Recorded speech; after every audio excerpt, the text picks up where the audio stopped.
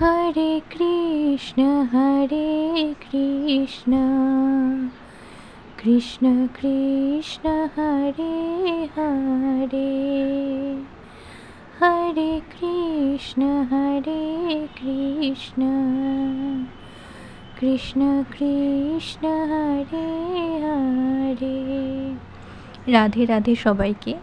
তো এটা জন্মাষ্টমীর ভিডিও, আজকে আমি সেটাই শেয়ার করছি তোমাদের সঙ্গে।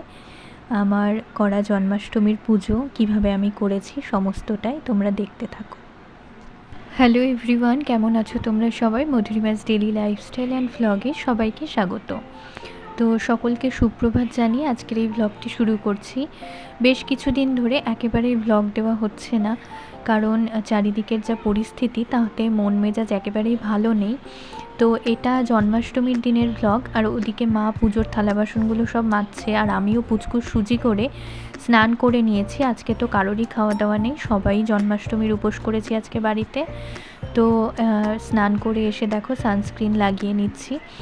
তো বেশ কিছুদিন হলো আমি ভ্লগ দিতে পারছি না, আসলে মন মেজাজ একেবারেই ভালো নেই। আর মন ভালো না থাকলে একটা ভ্লগ করা, সেটাকে এডিট করা সব কিছু হয়ে ওঠে না। এটা করার জন্যও মনটাকে একটু শান্ত থাকা দরকার। তবে খবর দেখা, চারিদিকের পরিস্থিতি দেখা, এগুলো দেখার পর আমার আর ইচ্ছে করছিল না যে কোনো রকম ভ্লগ তোমাদের সঙ্গে শেয়ার করি। তো আজ আবার মনে হলো যে না, একটু স্বাভাবিক তো হতে হবে, যেহেতু আমার ছোট বাচ্চা আছে, সব সময় মন খারাপ করে থাকলে চলবে না। তো আজকে এডিট করতে বসলাম, ভাবলাম যে না থাক, একটা ভ্লগ এডিট করি। তো জন্মাষ্টমীর দিনের ভ্লগটাই এডিট করলাম আজকে, কারণ ওটাই যেহেতু লাস্ট দিন গিয়েছে। তো দেখো আমার ঘরে যে রাধাকৃষ্ণ আছে তোমরা সবাই জানো। তো আজ যেহেতু জন্মাষ্টমী, আর আমি লক্ষ্মী পুজো, সরস্বতী পুজো এগুলো বাদে খুব কম পুজোই পুরোহিত দিয়ে করাই, আমি নিজে করতেই বেশি স্বাচ্ছন্দ্য বোধ করি। তো এখানে দেখতেই পাচ্ছ কালকে নতুন ড্রেস কিনে এনেছি রাধাকৃষ্ণের, সেটারই ভিডিও একটা করেছিলাম, সেটাই তোমাদেরকে দেখালাম।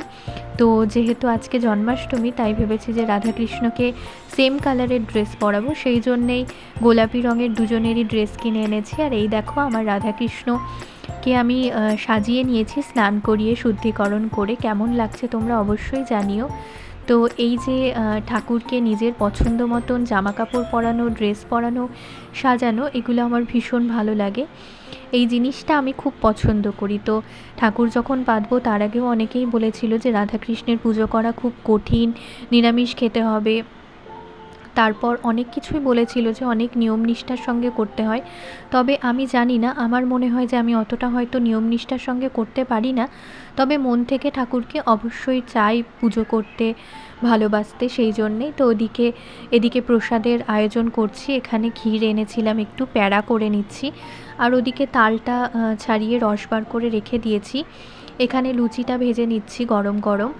তো সব কিছুই একা হাতে করছি, মাও কিছুটা হেল্প করছে, তবে পুচকুটা যেহেতু ঘুরঘুর করছে, সেই জন্য মা অতটাও সাহায্য করতে পারছে না। এখানে লুচি বেলে আগেই রেখে দিয়েছি, যাতে আমার ভাজতে সুবিধা হয়, না হলে বেলা আর ভাজাটা একসঙ্গে আমার খুব অসুবিধা হয়। ওদিকে আরও একটু তালের রস বার করা বাকি ছিল, সেটা মা বার করে দিচ্ছে, যেহেতু পুচকু এখন একটুখানি ঘুমোলো, ওকে নিয়ে কাজ করা খুব মুশকিল হয়ে যায়। আর এর আগের দিন গ্যাসের পাশে থেকে ওর একটা অঘটনও হয়ে গিয়েছে, সেই জন্যে আমার ভীষণ ভয় লাগে। এই যে এদিকে তালের বড়াগুলোও ভেজে নিচ্ছি।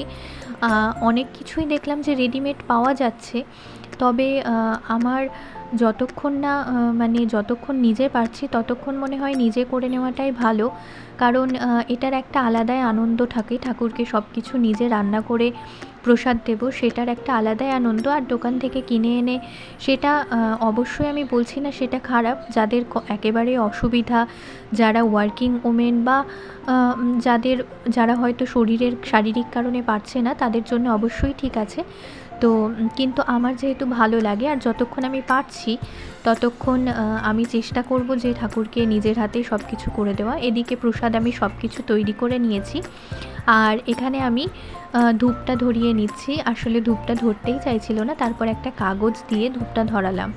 তো এদিকে দেখো ধূপ দিয়ে দিচ্ছি ধূপদানিতে। আর ওদিকে আমার পুচকু উঠে গিয়েছে, এখন ওই প্রায় 5টা, 5:30টার বেশি হবে। তো বড় চলে এসেছে অফিস থেকে, পুজো যেহেতু করব সেই জন্য ওর জন্যে অপেক্ষা করছিলাম। আমি ওই 12টা অবধি না খেয়ে থাকতে পারি না, সেই জন্য আমি এই সন্ধ্যের দিকেই পুজোটা দিয়ে দিলাম। তো এখানে দেখো পুজো প্রসাদ দিয়ে মোটামুটি পুজো হয়ে গিয়েছে। এখন ঠাকুরকে আমি আরতিটা দেখিয়ে নিচ্ছি, আর এরপর আমি যেটা জন্মাষ্টমীর ব্রত কথা সেটা পড়ে নেব।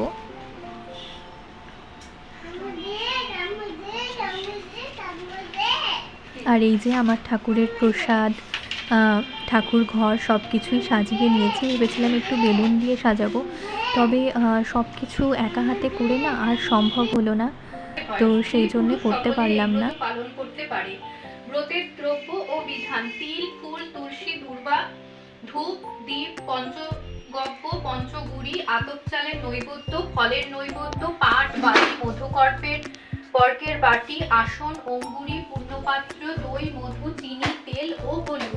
ব্রতের আগের দিন নিরামিষ খেয়ে সংযম করে থাকতে হবে, আর ব্রতের দিন উপোস করতে হবে। গোটা ঘরে বাড়িতে ধূপ দেখিয়ে নিচ্ছি, আমার রান্নাঘর, ডাইনিং সব কিছুতেই ধূপ দেখিয়ে নিচ্ছি। ঠাকুর ঘরে দেখানো হয়ে গিয়েছে, আর একটু সদর দরজার বাইরেও ধূপটা দেখিয়ে নেব। তো এইভাবে আমি আমার জন্মাষ্টমীর পুজো করলাম। আর জন্মাষ্টমীর পুজো করে আমি ভাত খাই না, আমি ওই প্রসাদটাই খাবো এখন, আর রাতে লুচি খাবো। তো প্রসাদেও লুচি আছে। তো এই যে এখানে আমার পুজো হয়ে গিয়েছে, প্রণাম করে নিচ্ছি এখন। আর এরপর একটুখানি ঠাকুরকে ভোগ দর্শনের জন্য কিছুটা সময় বাইরে চলে যাব দরজা দিয়ে, তারপরে এসে ভোগগুলো তুলব। আর এই যে দেখে নাও এখানে কী কী দিয়েছি, 5 ফল কেটে দিয়েছি, তারপর এই হাতে বানানো প্যাড়া, দই, মিষ্টি 5 রকমের, লুচি আর নাড়ু 3 রকম। তো সবই মোটামুটি দিয়েছি যতটুকু পেরেছি। আশা করি ঠাকুর এটাতেই খুশি হবেন। তো এই যে আমি ভোগ তুলতে চলে এসেছি।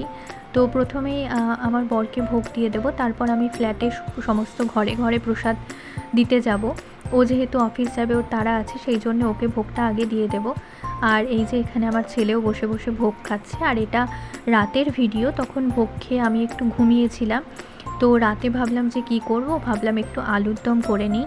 তো দেখো বড় বড় করে আলু কেটে আমি সেদ্ধ করে নিয়েছিলাম, তবে আমার আলুটা একটু বেশি সেদ্ধ হয়ে গিয়েছিল। আর এখানে মশলাটা কষিয়ে নিয়ে তারপর আলুর দমটা করে নিলাম লুচি দিয়ে খাওয়ার জন্যে। তো আমার জন্মাষ্টমীর পুজোটা তোমাদের কেমন লাগলো অবশ্যই জানিও।